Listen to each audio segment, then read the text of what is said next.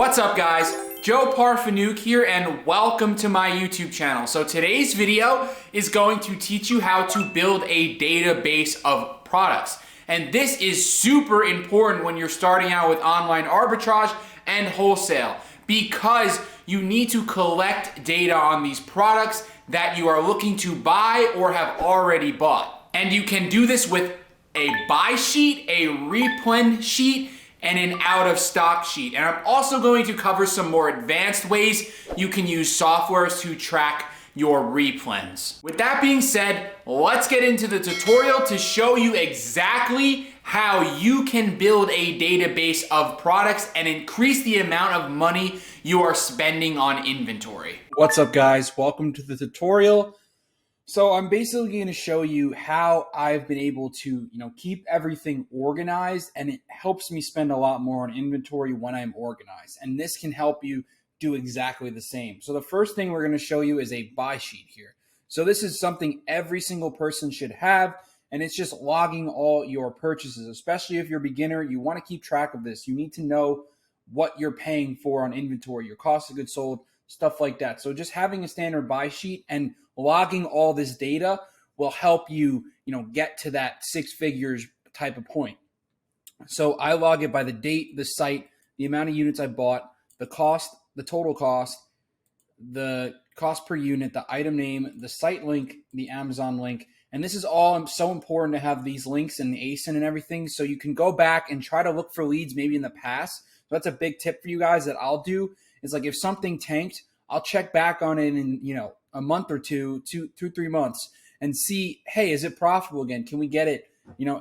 Did people forget about it? And that's a lot of things that people do is they forget about, old ASINs that could have tanked and now are profitable again. You're going to see that a lot. So it's definitely important to have some kind of system. And I track all the way back from last year. I have leads from 2022 that I'm still tracking to this day. So it's so important to have that. So we go by site link, Amazon link, ASIN, the credit card used, the email used. So you want to make sure you just have the credit card for reconciliation, what credit card you use, stuff like that, if you didn't get refunded. So that's what we're going to get with this red, green, and yellow system here. So yeah, the email used, this is if you have a catch-all and have multiple emails, which I do. So I make sure I have the email, put in the order ID. So that's just like your confirmation number. And the units received, the units short is another one. So like, let's say you ordered 5 and only received 2. This is a system for tracking it, and you can basically put it by the ones that are not complete. So like if you're missing inventory, you could just sort it with Excel, and now you have the all not complete inventory. So, that's the stuff that you're going to have to go back and reconcile at the end of the month, because sometimes things will not get received. Or not that they not get received. They might not get received by the prep center or by you. When you order it, it could get lost by UPS or something like that. So it's important to have this type of system in place with the complete, non-complete. So yeah, this would be what it would look like if we didn't get any, or this would look like if we got all of them, all 5, and if this got canceled and refunded, we'd have it as red. And then there's one that's waiting for a refund. If you were not refunded yet, sometimes they will cancel your order and not refund you. So you want to make sure you stay on top of that. So this is basically the system I have. And I also have it by the spend. So it's a little sum function, the amount I've spent, the days elapsed, and the total spent. So this is an example of like how your buy sheet would look. And the next sheet we have is the be on the lookout sheet. So this is super important for stuff that might not be profitable now, maybe because there's no sale running or something like that, or it's just out of stock. So, you'll have the name of the product, the site link, the ASIN, the estimated monthly sales, and the notes. So it'd be like we need a 20% code, or it's just been out of stock. And this is just for my VAs, but you obviously just put the date you found the bolo, so and that will help you be able to keep an eye on products that, might not be profitable today or just are out of stock. So this is a super important thing to keep track of, because if you have a database of these, you can go back and check them, once or twice a week. You can find stuff that will just pop back in stock or just be on sale again. So it's important to check that pretty regularly. And the next sheet is the Replen Sheet, which is basically if you're not going to look to get like seller board or something, this is a good way to track it in Google Sheets. So it's just the name, the site link, the ASIN, the notes. This is anything that we've bought again and again, and that's what a replenishable is if we buy it over and over again, which I have things that I do that all the time for. So yeah, this is a good way to track it. You want to keep track of things that you've been buying consistently because, then you'll be able to stay on track of it. I would check this, at least once a week because you can look at the stock on your replens and see, hey, I'm running low. I need to replace an order because staying in stock is super important for your buy box percentage and all that stuff. So you want to make sure you are staying in stock on your inventory. And this is one way to do it. The one I'm going to show in a second is another way, which is the way I actually use to keep track of replens now. But this is the more, basic beginner way to do it. And it will definitely help you, keep things in stock because you want to make sure you are staying in stock in order to get the most amount of sales. So the next thing is seller board. So I'm showing you the demo version right now. This is good for accounting, but this video is not really necessarily about the accounting purposes of seller board. I'm really looking at the inventory. So they have an inventory planner. So you can monitor the days of stock you have left, and you could sort it by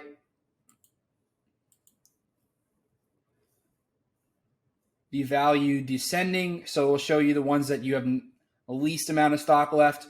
And here's like an example of where like you're going to want to restock on this type of product because you only have 6 days left of stock. Ideally, you want to restock before then. If you have like 2 weeks left of stock, it's going to take a week to get to you, a week to get checked in.